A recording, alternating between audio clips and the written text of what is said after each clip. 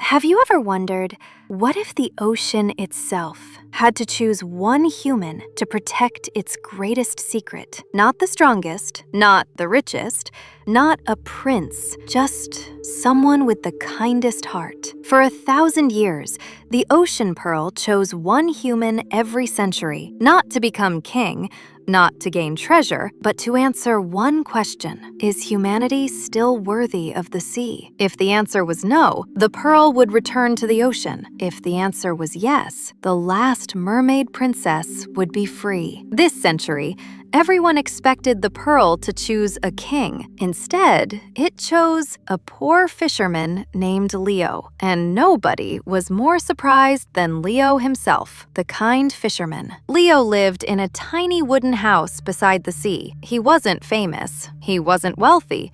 Most days, he barely caught enough fish to buy dinner. But every morning, before casting his net, he carefully removed old ropes and broken hooks floating in the water. Whenever he found a sea turtle trapped in fishing nets, he set it free. If a dolphin became stranded near the shore, he stayed all night helping it return to the ocean. The villagers laughed. "You'll never become rich like this." Leo only smiled. "The ocean feeds me. The least I can do is take care of it." Unknown to him, far beneath the waves, someone was watching. The princess appears. That night, the ocean pearl glowed brighter than it had in centuries. Princess Marina, the last mermaid in existence, swam toward the surface. The pearl circled around her before pointing toward Leo's little house. She blinked. A fisherman? The pearl has chosen him? The next morning, Leo heard a loud splash outside. He opened the door. A beautiful young woman sat inside his old fishing boat. Her long blue hair shimmered in the sunlight. She smiled brightly. "Hello, I'm Marina. I think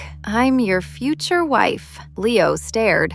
"I'm sorry, what?" Marina had spent her whole life beneath the sea. Everything on land fascinated her. She tried drinking soup with a seashell. She spent 10 minutes talking to chickens because she thought they were tiny dragons. One afternoon, it suddenly started raining. Leo ran outside. "Marina, come inside!" She laughed, spinning happily beneath the rain. "You humans are funny. You hide from water. I've lived in it for 300 years. Leo couldn't help laughing. Fair point. One evening, Leo caught only one small fish. Without saying a word, he placed it back into the sea. Marina looked confused. "But that was your dinner." Leo smiled. It looked like it had a family waiting. For the first time, Marina understood why the pearl had chosen him. Days became weeks.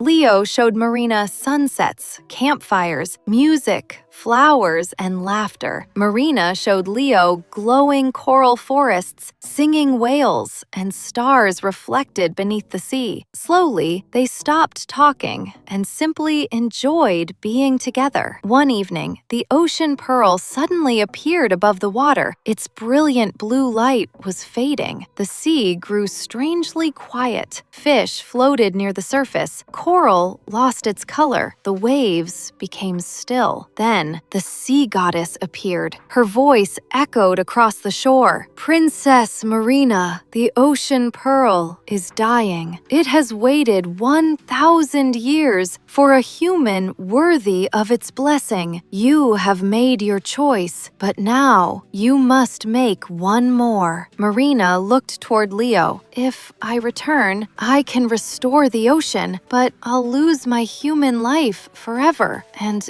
every memory of you." Leo stood silently. His heart broke, but he smiled anyway. "If your home needs you, you already know what you have to do," Marina whispered. "But I'll forget you." Leo gently took her hand. "Maybe, but love isn't just memories. It's the choices we make, and I'd choose you every single time." With tears in her eyes, Marina stepped into the sea. The ocean pearl surrounded her in dazzling blue light. The entire ocean glowed.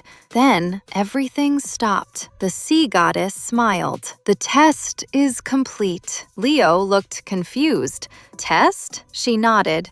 For 1,000 years, kings offered us gold, warriors offered us strength, rulers offered us kingdoms. But you," she looked at Leo warmly, "you were willing to lose the person you loved to save a world that wasn't even yours." The pearl burst into countless glowing lights. The ocean became alive again. The coral bloomed. The waves sparkled. The sky cleared. The sea goddess smiled at Marina. "You are no longer bound by ancient rules. You may live where your heart belongs." Marina ran toward Leo and threw her arms around him. He laughed.